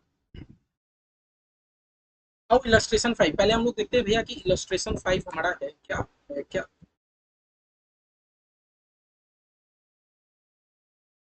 थोड़ा सा दिमाग आप लोग ही लगाओ। एक्स लिमिटेड का हमें कुछ दे के रखा है, ठीक है भैया। बेसिकली आप देखोगे तो आपको एक्स लिमिटेड का एक तो छोटा सा आपको बैलेंस शीट भी दे दिया लाइबिलिटी और एसेट के नाम पे। एक तो भैया बैलेंस शीट भी दे दिया। ये सब अगर आप लोग सीख गए तो आप लोग समझ जाना आपका प्रेफरेंस या रीडिंग का 80% कॉन्सेप्ट आपका क्लियर। अगर आपने ये समझ सीख गया तो भैया 80% हमारा कॉन्सेप्ट क्लियर हो जाएगा प्रेफरेंस शेयर का। ठीक है, तो भैया देखो हमारी कंपनी के पास शेयर कैपिटल है। अब यह शेयर कैपिटल में दो चीजें हो सकती है, प्रेफरेंस भी हो सकता है, इक्विटी भी हो सकता है। शेयर कैपिटल में प्रेफरेंस भी हो सकता है, इक्विटी भी हो सकता है, वो हमें नीचे पढ़ के पता चलेगा क्या है। तो भैया 2,90,000 का हमारे पास प्रेफरेंस और इक्विटी मिला के रिजर्व है भैया। ये तो लाइबिलिटी है, ठीक है, एसेट है, ये है, ये है, ठीक है। आगे देखो क्या बोलता है, the share capital of a company consist, क्या बोलता है? कंपनी का जो शेयर कैपिटल है ना उसके अंदर क्या क्या है। ये बोलता है हमें कंपनी का जो शेयर कैपिटल है उसके अंदर क्या क्या है। उसके अंदर 2,25,000 का इक्विटी शेयर है। शेयर कैपिटल के अंदर 2,25,000 का इक्विटी शेयर है। अच्छा, ये जो 290 है ना, 2,25,000 का इक्विटी है। और भैया बोलता है प्रेफरेंस शेयर है 65,000 का। प्रेफरेंस शेयर है 65,000 का। कौन कौन क्लियर है? तो भैया 2,25,000, 65,000 का प्रेफरेंस। देखो भैया 2,90,000 का तो मुझे हिसाब मिल गया। मिल गया। ठीक है। ठीक है। आगे बोलते हैं reserve and surplus comprises PL only. बोलते हैं जो रिजर्व है ना, रिजर्व के अंदर खाली पीएल है। आप लोग टेंशन मत लो, सिक्योरिटीज प्रीमियम नहीं है, सिक्योरिटीज प्रीमियम वगैरह नहीं है। ये रिजर्व के अंदर सिर्फ और सिर्फ पीएल है। रिजर्व के अंदर सिर्फ और सिर्फ पीएल है। चलो ये भी हमें समझ आ गया। क्योंकि भैया अगर सिक्योरिटीज प्रीमियम होगा और मान लो अगर आई आपका रीवैल्यूएशन रिजर्व रहता, मैंने आपको बोनस इशू करते टाइम भी बताया था, रीवैल्यूएशन रिजर्व ना बड़ा ही बेकार टाइप का रिजर्व होता है। हम लोग क्या करते हैं ना, अपना प्रॉपर्टी का वैल्यू को रीवैल्यू करके एक तो रीवैल्यूएशन रिजर्व बना लेते हैं, जिसको हम लोग यूज नहीं करते। तो भैया रीवैल्यूएशन रिजर्व रहेगा, सिक्योरिटीज प्रीमियम रहेगा, उसको तो हम लोग इस चैप्टर में यूज नहीं करेंगे। तो बड़ा in order to facilitate the redemption of preference share at a premium of 10%। अच्छा, आपको पता है प्रेफरेंस शेयर रिडीम कितने में करना है? भैया 65,000 तो प्रेफरेंस शेयर है ही था। भैया प्रेफरेंस शेयर आपके पास कितने का है? भैया 65,000 का तो है ही। भैया 65,000 का तो प्रेफरेंस शेयर है ही। आपको 10% का प्रीमियम में रिडीम करना है। अच्छा, समझो, 65,000 तो आपके पास जो प्रेफरेंस शेयर है वो तो रिडीम करना ही है। साथ साथ 10% का प्रीमियम में टोटल आपको 65,000 का प्रेफरेंस शेयर, 10% का प्रीमियम, आपको 71,500 रुपया चाहिए। आपको 71,500 रुपया चाहिए। कौन कौन मेरे बात से क्लियर है? भैया 71,500 रुपया आपको चाहिए रिडीम करने के लिए, है ना? आपको रिडीम करने के लिए 71,500 रुपया चाहिए। मेरा बात से आप लोग क्लियर हो? 10% का रिडीम में प्रीमियम ये हो रहा है। ठीक है, रिडीम हो रहा है, इतना बात आप लोग क्लियर हो? आप लोग नोट बना लेना, नीचे नोट बना लेना, नोट। नोट में आप लोग ये सब कैलकुलेट करना। पहले आप लोग जर्नल एंट्री का फॉर्मेट बना लो, 1.5 पेज, उसके बाद तो भैया रिडीम करने के लिए आपको कितना रुपया चाहिए? 71,500। लेकिन भैया मेरे बैंक में तो 31,000 ही रुपया है, मैं कैसे 71,500 पे करूंगा? ठीक है, आगे देखते हैं क्वेश्चन ने क्या कहा। कंपनी ने क्या किया? इन्वेस्टमेंट बेच दिया 15,000 का। कंपनी ने 15,000 का इन्वेस्टमेंट बेच दिया। तो आओ चलो देखते हैं। भैया रिडीम करने के लिए मुझे कितना रुपया चाहिए? रिडीम करने के लिए, भैया रिडीम करने के लिए मुझे तो चाहिए 71,500। मेरे बैंक में बैलेंस कितना है? मेरे बैंक में बैलेंस है, मेरे बैंक में बैलेंस है 31,000, है ना? मेरे बैंक में बैलेंस है 31,000। कंपनी ने क्या बोला कि मैं इन्वेस्टमेंट बेच दूंगा, एड सेल ऑफ इन्वेस्टमेंट। बताओ ना मेरे को, अगर आप इन्वेस्टमेंट अपना बेच दोगे तो आपके पास तो रुपया आ जाएगा ना? कितना रुपया आ जाएगा? 15,000 रुपया आ जाएगा। आप अपना इन्वेस्टमेंट बेच दोगे तो आपके पास 15,000 रुपया आ जाएगा।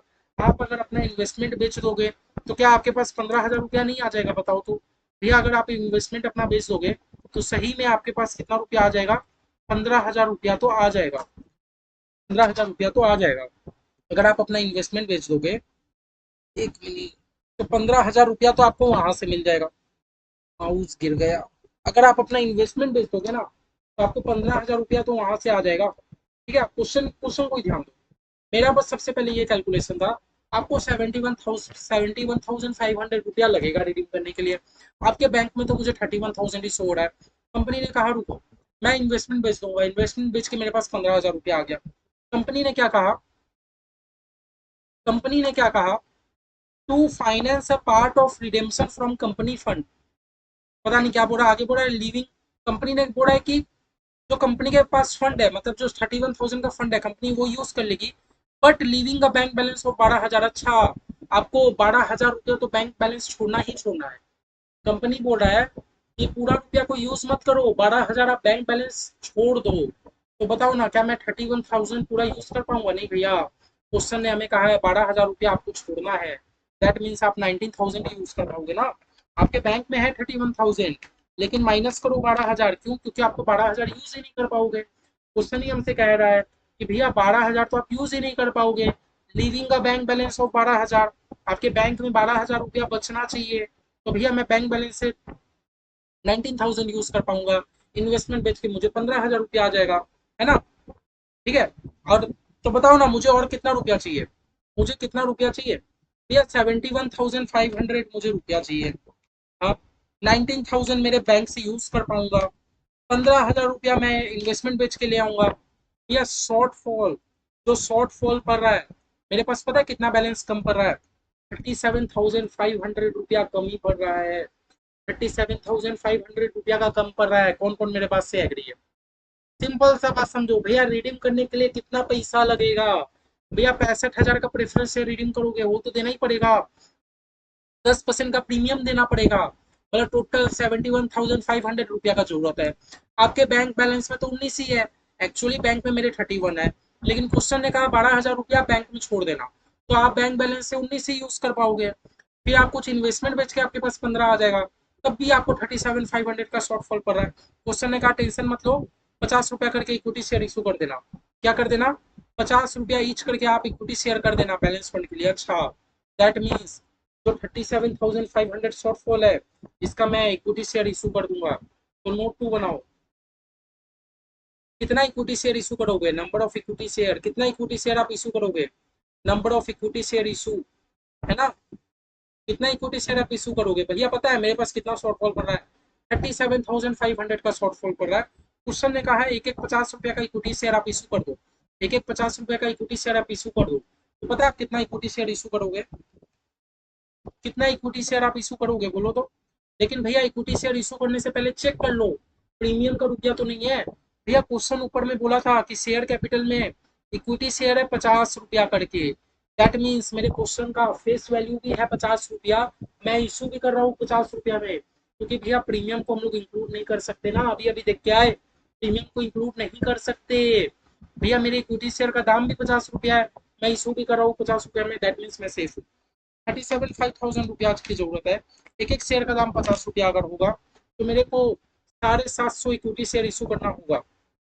भैया मेरे को 750 इक्विटी शेयर इशू करना होगा, मेरे को 750 इक्विटी शेयर इशू करना होगा, तब जाके मेरा काम हो जाएगा, तब जाके मेरा काम हो जाएगा। तो चलो, क्या हम लोग अपना जर्नल एंट्री स्टार्ट करें, क्या हम लोग अपना जर्नल एंट्री स्टार्ट करें, स्टार्ट करें जर्नल एंट्री। चलो पहले हम लोग क्वेश्चन देख लेते हैं, ठीक है, जनरल एंट्री स्टार्ट कर लेते हैं रिडीम का। मेरे पास पूरा रुपया का जो इकट्ठा हो गया, 71,500 रुपया चाहिए था, 19,000 मैं बैंक से यूज कर लूंगा, बचा कुछ ही मैं इन्वेस्टमेंट बेच दूंगा, और बचा कुछ ही मैं इक्विटी से इशू करके रुपया ले लूंगा। ठीक है, ठीक है, तो चलो हम लोग जनरल एंट्री स्टार्ट कर लेते हैं, जनरल एंट्री स्टार्ट कर लेते हैं। स्टार्ट करने से पहले ना क्वेश्चन पे ध्यान दो। भैया रिडीम तो बाद में होगा, पहले आप रुपया तो इकट्ठा करो, रिडीम तो बाद में करोगे, पहले आप रुपया तो इकट्ठा करो। तो रुपया मैंने पहले क्या किया, मैंने अपना इन्वेस्टमेंट बेच दिया, मैंने रुपया इकट्ठा करने के लिए क्या किया, मैंने अपना इन्वेस्टमेंट बेच दिया। अच्छा, मैंने इन्वेस्टमेंट कितना में बेचा, 15,000 में। रिडीम बाद में होगा, पहले आप रुपया तो इकट्ठा करो तब ना जाके रिडीम करोगे। तो भैया मैंने अपना इन्वेस्टमेंट बेच दिया 15,000 में, ऊपर मुझे दिख रहा है कि मैंने मेरा इन्वेस्टमेंट का वैल्यू था 18,500। भैया 18,500 का इन्वेस्टमेंट को आप 15,000 में बेच देते हो, लॉस में बेच दिए ना, लॉस में बेच दिए ना। तो चलो जनरल एंट्री मारो। भैया बैंक में रुपया आ गया, इन्वेस्टमेंट को कितना में बेच दिया है, 15,000 में, बैंक अकाउंट डेबिट। भैया बैंक में मेरा 15,000 आया। कभी भी आपका लॉस होता है तो लॉस को डेबिट करते हैं, क्योंकि नॉमिनल अकाउंट क्या बोलता है, सारा खर्चा लॉस को डेबिट करो, इनकम को क्रेडिट करो। Loss on sale of investment, loss में बेच दिए ना, loss on sale of investment account debit. 18,500 का इन्वेस्टमेंट को, 18,500 का इन्वेस्टमेंट को उसमें बेच दिए। नहीं तो भैया आप लॉस की जगह आप वट प्रॉफिट या लॉस भी यूज कर सकते हो, वट प्रॉफिट या लॉस भी यूज कर सकते हो, प्रॉफिट और लॉस अकाउंट डेबिट। नहीं तो चलो मैं आपको पीएल पीएल को यूज कर लो, पीएल अकाउंट डेबिट। पीएल मत लिखो, प्रॉफिट एंड लॉस लिखो, profit and loss account debit, ठीक है ना। टू इन्वेस्टमेंट अकाउंट, इन्वेस्टमेंट कितने का था आपका, 18,500 का था, 15,000 में बेच दिए, दैट मीन 3,500 का आपको लॉस हो गया। क्या नरेशन लिखोगे, being investment sold, being investment sold at loss of ₹3,500। आपने इन्वेस्टमेंट बेच दिया 3,500 का लॉस में। किस किस को मेरा ये वाला जर्नल एंट्री एकदम क्लियर है, किस किस को जर्नल एंट्री एकदम क्लियर है। भैया हम लोग रीडिंग तो बाद में करेंगे, सबसे पहले फंड तो इकट्ठा कर लो। तो फंड इकट्ठा करने के लिए क्वेश्चन ने हमसे सबसे पहले कहा था कि आप अपना पूरा इन्वेस्टमेंट बेच दे रहे हो, क्वेश्चन ने कहा था कि पूरा इन्वेस्टमेंट आप बेच दे रहे हो 15,000 में। तो हमारे पास इन्वेस्टमेंट है 18,500 का, आप 15 में बेच दोगे, दैट मीन्स आपने 3.5 का लॉस में बेच दिया ना, 3.5 का लॉस में बेच दिया ना, वही हमने कर दिया। तो चलो हमारे पास कुछ रुपया इकट्ठा हो गया। बाकी रुपया हमें कहाँ से इकट्ठा करना है, कंपनी ने कहा था, क्वेश्चन ने कहा था आप इक्विटी शेयर इशू कर दोगे, तो हम लोग कैलकुलेशन भी किए थे, हम लोग 750 इक्विटी शेयर इशू कर रहे हैं, है ना। तो इक्विटी शेयर इशू का जनरल एंट्री मार दो। भैया बैंक में रुपया आया, bank account debit, bank account debit, और प्रीमियम नहीं है इशू करते time, to equity share capital account. Issue करते टाइम कुछ भी तो प्रीमियम है नहीं, bank account debit to equity share capital account. कितना इक्विटी शेयर इशू कर रहे हो? 750 इक्विटी शेयर इशू कर रहे हैं 50 रुपया करके, है ना। 750 इक्विटी शेयर इशू कर रहे हैं 50 रुपया करके। दैट मीन्स 37,500 रुपया मेरे पास यहाँ से आ गया। 37,500 रुपया मेरे पास यहाँ से आ गया। 750 equity share issue, equity share issue at rate ₹50 each. और जब भी करोगे यहाँ नोट नंबर देना मत भूलना, ताकि एग्जामिनर जाके आपका नोट चेक कर ले कि आपने क्या सम्स किया है नहीं किया है। ठीक है, नोट नंबर देना मैंडेटरी है, नोट नंबर दे दिया करो, तभी तो सामने वाला चेक करेगा ना। नोट 2 में हमने कैलकुलेशन किया था। ठीक है, तो अब देखो ना, आप मेरे पास रुपया आ गया क्या भैया? 15,000 रुपया यहाँ से आ गया भैया। 37,500 यहाँ से आ गया। हाँ, और भैया 19,000 मैं अपने बैंक से यूज कर सकता हूँ। 19,000 क्यों? 12,000 तो मुझे छोड़ना है। भैया 71,500 मेरे पास रुपया आ गया। मेरे पास रुपया आ गया। चलो, रुपया इकट्ठा का तो मैंने काम कर लिया, रुपया इकट्ठा का तो काम कर लिया। अब चलो, अब आप प्रेफरेंस शेयर रिडीम का जनरल एंट्री मार दो। अब आप प्रेफरेंस शेयर रिडीम का क्या मार दो? General entry. लेकिन याद रखना, मेरा प्रेफरेंस शेयर प्रीमियम में रिडीम हो रहा है, प्रीमियम में रिडीम हो रहा है। सिंपल सी बात, सिंपल सी बात। चलो, रिडीम का जनरल एंट्री मारते हैं, रिडीम का जनरल एंट्री मारते हैं। प्रेफरेंस शेयर का नाम क्या है? प्रेफरेंस शेयर का नाम कुछ नहीं है। चलो, सिंपल सी बात, रिडीम का जनरल एंट्री। अभी तक आपके कंपनी में प्रेफरेंस शेयर नाम का एक कर्जा था, कर्जा खत्म हो रहा है तो डेबिट कर दूंगा। Preference share capital account debit, preference share capital account debit. एक कर्जा खत्म हो गया, कर्जा खत्म हो गया, है ना, कर्जा खत्म हो गया। To preference share holder. अभी तक हम लोग ये जनरल एंट्री मार रहे थे ना, अभी तक हम लोग क्या जनरल एंट्री मार रहे थे? यही वाला जनरल एंट्री मार रहे थे, preference share capital account debit to preference share holder account. तो ये जनरल एंट्री मारे थे क्योंकि अभी तक के क्वेश्चन में कोई भी प्रीमियम नहीं था। लेकिन आप समझो, आप मुझे एक बात समझो, आप रीडिंग कर रहे हो, रीडिंग करते टाइम आप किसी को प्रीमियम पे कर रहे हो, रीडिंग करते टाइम आप किसी को प्रीमियम पे कर रहे हो, तो आपके लिए वो प्रीमियम तो एक टाइप का खर्चा है ना। जो भी आप प्रीमियम पे कर रहे हो, प्रीमियम तो आपके लिए एक टाइप का खर्चा है। जो भी आप प्रीमियम पे कर रहे हो, प्रीमियम तो आपकी कंपनी के लिए एक टाइप का खर्चा है। तो यह खर्चा मेरे लिए डेबिट होता है। तो मैं पता क्या करूंगा? Premium on redemption of preference share, क्या लिखूंगा? Premium on redemption of preference share account debit, premium on redemption of preference share account debit. मैं ये वाला अकाउंट को डेबिट कर दूंगा। क्यों? समझो, नहीं समझे भैया? प्रेफरेंस शेयर कैपिटल मेरे कंपनी में अभी तक लायबिलिटी था, खत्म करने के लिए मैं डेबिट किया, मैं ये समझिए। टू प्रेफरेंस शेयर होल्डर, सारा रुपया तो प्रेफरेंस शेयर होल्डर को देना है। लेकिन हम लोग प्रीमियम भी तो पे कर रहे हैं ना, तो प्रीमियम तो मेरे कंपनी के लिए खर्चा होता है, खर्चा को डेबिट करते हैं। ठीक है, अमाउंट डाल दो। ये प्रेफरेंस शेयर कितने का था? 65,000 का प्रेफरेंस शेयर था, और बचा कुछ ही रिडीम्शन प्रीमियम था। 65,000 का प्रीमियम था, 65,000 का प्रेफरेंस शेयर था।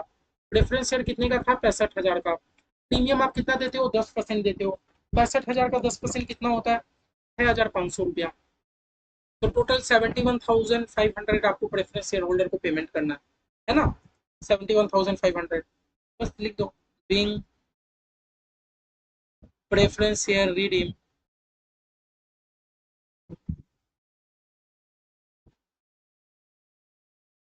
Eight premium of 10%। एंट्री समझे? At premium of 10%। भैया मैंने प्रेफरेंस शेयर रिडीम कर लिया 10% के प्रीमियम पे। एंट्री समझे? एंट्री पे कोई डाउट नहीं तो? एंट्री पे कोई डाउट नहीं तो? नॉर्मल जर्नल एंट्री अभी तक जो करते थे, preference share capital account debit to preference share holder. बस क्योंकि हमारी कंपनी प्रीमियम पे कर रही है, तो मेरी कंपनी के लिए खर्चा है, इसलिए हम लोग premium on redemption of preference share account debit करते हैं। समझे? नेक्स्ट स्टेप क्या है भैया? सारे प्रेफरेंस शेयर होल्डर को बैंक से पेमेंट कर दो, प्रेफरेंस शेयर होल्डर को पेमेंट कर दो। Preference share holder account debit to bank account, preference share holder account debit to bank account, account debit to bank account. Payment कर दो। हमारे बैंक में तो रुपया आ गया है ना, हम लोग इन्वेस्टमेंट बेच दिए, इक्विटी शेयर इशू कर दिए। 71,500 पूरा पूरी पेमेंट कर दो, पूरा पूरी पेमेंट कर दो। Amount paid to preference share holder, amount paid to preference share holder.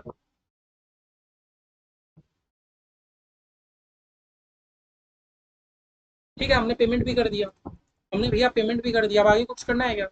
अब आगे मैंने क्या बोला था आपको? सीआरआर क्रिएट करना होता है, बोला था कि नहीं? बोला था कि नहीं? सीआरआर क्रिएट करना होता है। यहाँ तक का हमारा काम हो गया। हमने पहले इन्वेस्टमेंट बेच के रुपया ले लिया। इन्वेस्टमेंट में हमको क्या सीखने को मिला कि कंपनी ने लॉस में बेचा था। फिर भैया कंपनी ने शेयर भी इशू कर दिया, ये हम लोग देख लिए। फिर भैया कंपनी अपना प्रीमियम में रिडेम्पशन करती है, प्रेफरेंस शेयर होल्डर को पेमेंट कर देती है। फिर भैया हमारा पता है एक और स्टेप रहता है सीआरआर क्रिएट करने का। हम लोग क्या करते हैं भैया, जो भी हमारे प्रेफरेंस शेयर का नॉमिनल वैल्यू होता है, नॉमिनल वैल्यू कहने का मतलब है जो यहाँ पर हमारा प्रेफरेंस शेयर कैपिटल के नाम पे, प्रीमियम को नहीं देखते। मैंने आपको समझाया भी था, प्रीमियम को छोड़ के, जो प्रीमियम को छोड़ के बाकी अमाउंट रहता है वो होता है नॉमिनल। तो भैया मेरे केस में नॉमिनल अमाउंट कितना है, 65,000 है ना। तो ये जो 65,000 है, ये 65,000 का हमें कैपिटल रिडेम्पशन रिजर्व बनाना पड़ेगा। जो 65,000 है ये हमें कैपिटल रिडेम्पशन रिजर्व बनाना पड़ेगा। लेकिन भैया हम लोग नहीं बनाएंगे अगर कंपनी नया इक्विटी शेयर इशू कर रही है तो। देखते हैं कंपनी नया इक्विटी शेयर कितने का इशू कर रही है। भैया हमारी कंपनी तो 37,500 का इक्विटी शेयर इशू कर रही है। दैट मीन्स 65,000 का प्रेफरेंस शेयर का नॉमिनल अमाउंट है, माइनस 37,500। भैया 27,500 का तो सीआरआर बनाना पड़ेगा। क्या कंपनी, क्या कंपनी, आप बोलोगे भैया कंपनी ने इन्वेस्टमेंट बेचा, नहीं। सीआरआर खाली इक्विटी शेयर इशू करने पे नहीं लगता। सीआरआर खाली इक्विटी शेयर इशू करने पे नहीं लगता, बाद बाकी आप डिवेंचर इशू करो, इन्वेस्टमेंट बेचो, कंपनी बेच दो, आपको सीआरआर को बनाना पड़ेगा। सिर्फ अगर इक्विटी शेयर इशू करोगे तो नहीं लगेगा। हमारे केस में क्या है, कंपनी ने 65,000 का प्रेफरेंस शेयर था, कंपनी का नॉमिनल अमाउंट कितना था, 65,000। क्या कंपनी 65 का इक्विटी शेयर इशू की, नहीं भैया कम का इशू की। तो बचा कुचा तो आपको सीआरआर बनाना पड़ेगा, है ना। सिंपल देखो, 65,000 का आपके पास प्रेफरेंस शेयर था, माइनस कंपनी ने तो इक्विटी शेयर सिर्फ 37,500 का इशू किया, है ना। मतलब 27,500 का आपको सीआरआर बनाना पड़ेगा, है ना। और सीआरआर कहाँ से बनाओगे, आपके पास जो रिजर्व पड़ा है, कुछ नहीं करना पड़ता। जो रिजर्व है ना, रिजर्व को सीआरआर में ट्रांसफर कर दो, है ना। भैया रिजर्व के नाम पे हमारे पास पता है क्या है, रिजर्व के नाम पे हमारे पास पीएल पड़ा है खाली। रिजर्व के नाम पे हमारे पास पीएल पड़ा है, तो पता है रिजर्व, पता है क्या करोगे, profit and loss account debit. Reserve के नाम पे हमारे पास पीएल पड़ा है खाली, profit and loss account debit to capital redemption reserve, to capital redemption reserve, to capital redemption reserve account. समझाता हूँ, सब समझाता हूँ। पहले तो आप अमाउंट कैसे लाए बोलो तो। भैया प्रेफरेंस शेयर मुझे रिडीम करना था 65,000 का, मैं नॉमिनल अमाउंट का बात कर रहा हूँ। प्रेफरेंस शेयर मुझे रिडीम करना था 65,000 का।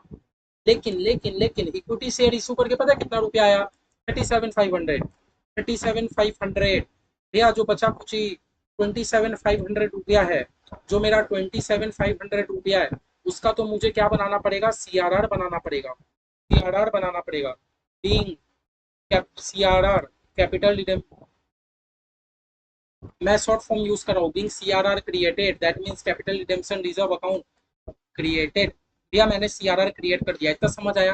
अब आओ आपको एक बार मैं सीआरआर का जनरल एंट्री एक्सप्लेन कर रहा हूँ। भैया जो भी कंपनी के पास रिजर्व होती है, कंपनी के लिए रिजर्व तो उसके लिए लाइबिलिटी है, कंपनी के लिए रिजर्व तो उसके लिए लाइबिलिटी है।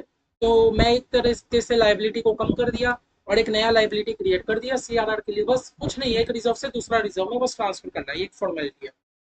तो भैया देखो, प्रेफरेंस शेयर कैपिटल के लिए तो हमने सीआरआर क्रिएट कर लिया, प्रेफरेंस शेयर कैपिटल के लिए तो भैया हमने सीआरआर को क्रिएट कर लिया। लेकिन भैया ये जो 6,500 का क्या, जो premium on redemption of preference share, इसका क्या, पता है। ये जो आपने प्रीमियम पे किया, इसको भी तो आपको रिजर्व के साथ एडजस्ट करना होगा।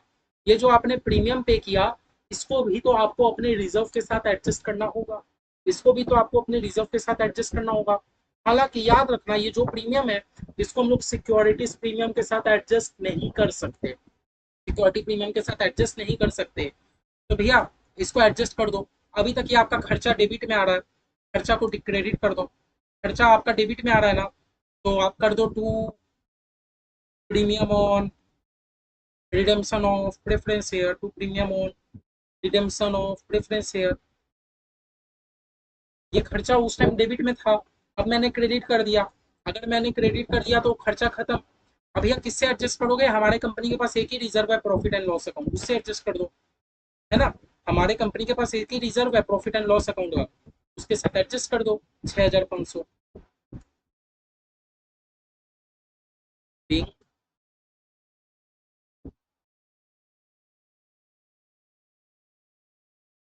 Bing premium on redemption of preference share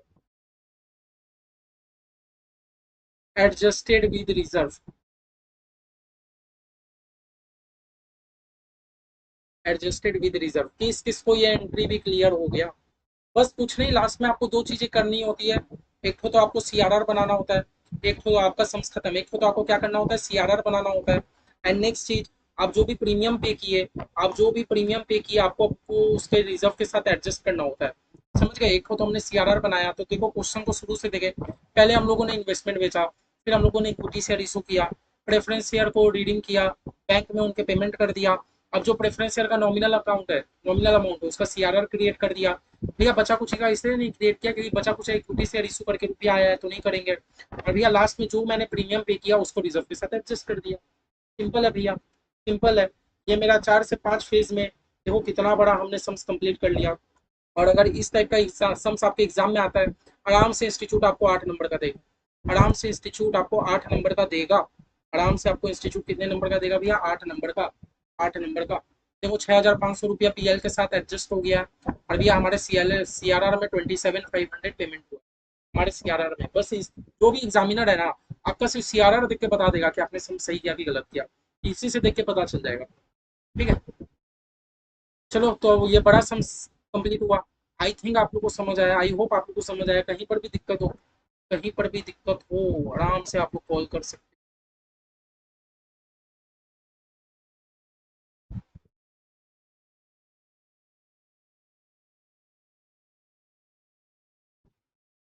मैं देख रहा हूँ एक बड़ा सम्स, अगर एक बड़ा सम्स मिल जाए तो मजा आ जाए।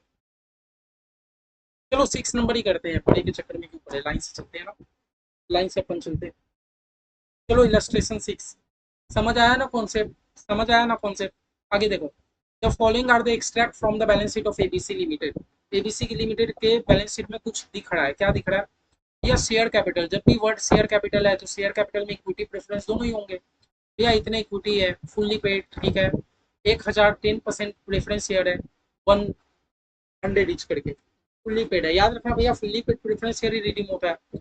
रिजर्व एंड सरप्लस के नाम पे क्या क्या है भैया, कैपिटल रिजर्व है, सिक्योरिटीज प्रीमियम है, जनरल रिजर्व है, पीएल अकाउंट है। ठीक है, बोला, बोला भैया डायरेक्टर लोग ने क्या किया, on 1 January the board of director decided to redeem the preference share at par. भैया प्रेफरेंस शेयर रिडीम कर रही है एट पार।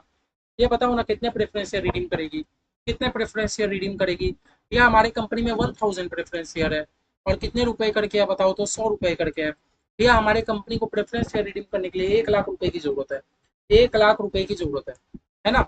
अब भैया बोला कंपनी जो भी रिडीम करेगी by utilization of reserve, by utilization of reserve मतलब इस बार कंपनी इक्विटी शेयर इशू नहीं कर रही है, कंपनी इक्विटी शेयर इशू नहीं कर रही है, इक्विटी शेयर इशू करने का नहीं बोला, बोला आप जनरल एंट्री मार दो। चलो जनरल एंट्री मारते हैं, जनरल एंट्री मारते हैं तो हम लोग को इक्विटी शेयर इशू नहीं करना, डायरेक्ट हम लोग को प्रेफरेंस शेयर रिडीम करना है। डायरेक्ट क्या करना है, प्रेफरेंस शेयर रिडीम करना है।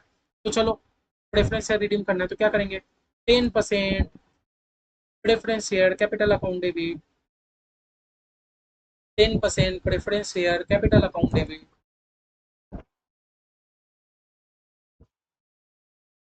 To preference share holder account, to preference share holder account,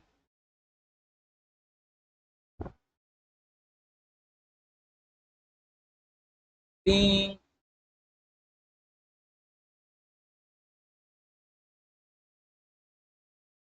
$1,000 preference share redeem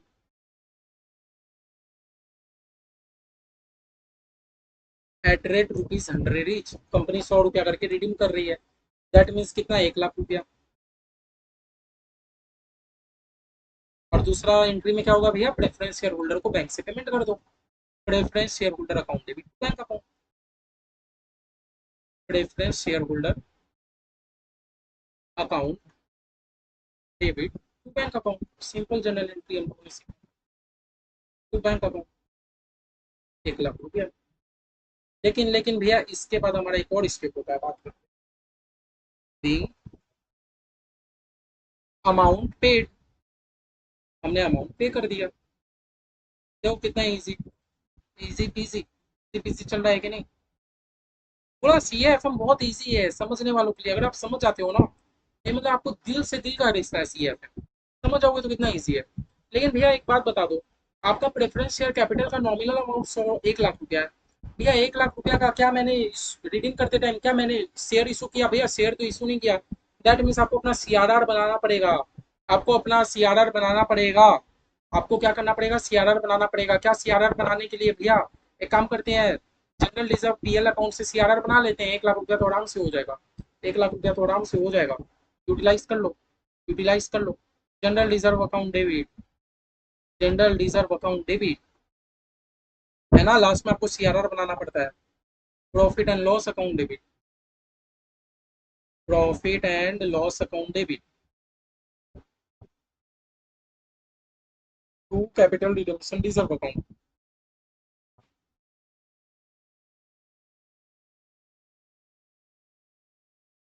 capital redemption reserve account, general reserve account debit, profit and loss account debit to capital redemption reserve account.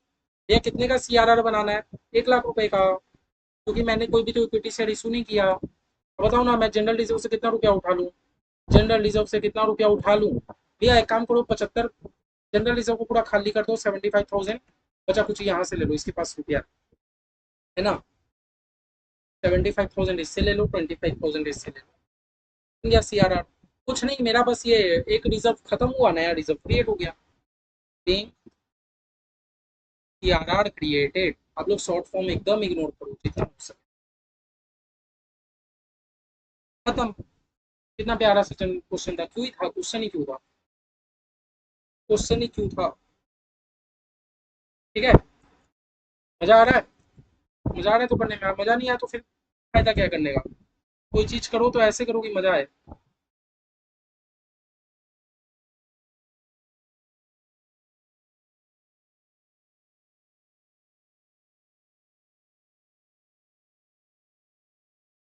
आओ चलो ये वाला सम लोग करते हैं। Illustration 4 देखते हैं भैया, क्या है। होता है भैया, the board of director of a company decided to issue minimum number of equity share of 9 each। Board of director क्या चाहती है कि भैया हम लोग 9 रुपया करके शेयर इशू कर दें। क्यों इशू कर दे? ताकि हम लोग 5 लाख रुपए का प्रेफरेंस शेयर को रिडीम कर पाए। ठीक है, हमारी बोर्ड ऑफ डायरेक्टर क्या चाहती है कि भैया कि हम लोग 5 लाख रुपए का प्रेफरेंस शेयर को रिडीम कर पाए। तो उसके लिए 5 लाख रुपए के लिए हम लोग को देखो, सिंपल सी बात, सिंपल सी बात, हम लोग को रिडीम कितने का करना है?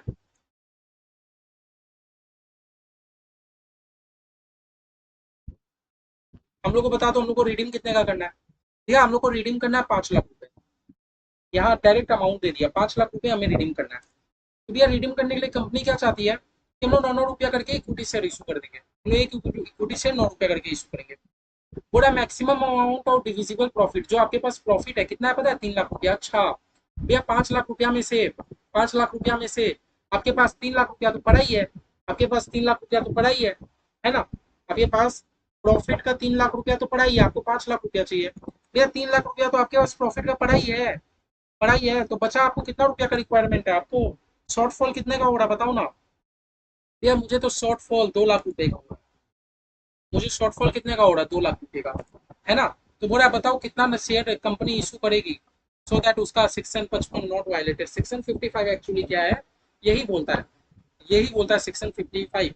सेक्शन 55 क्या बोलता है कि भैया जब भी आपको अपना जब भी आपको अपना शेयर वो करना हो, रिडीम करना हो, जब भी आपको अपना प्रेफरेंस शेयर रिडीम करना हो, तो आपको आप उतना नंबर ऑफ इक्विटी शेयर आप क्या कर सकते हो? इशू कर सकते हो। आप अपना एक number of equity share issue कर सकते हो। तो भैया बताओ ना, शॉर्टफॉल कितने का पड़ रहा है? हमारे पास 3 लाख का प्रॉफिट तो पड़ा ही है।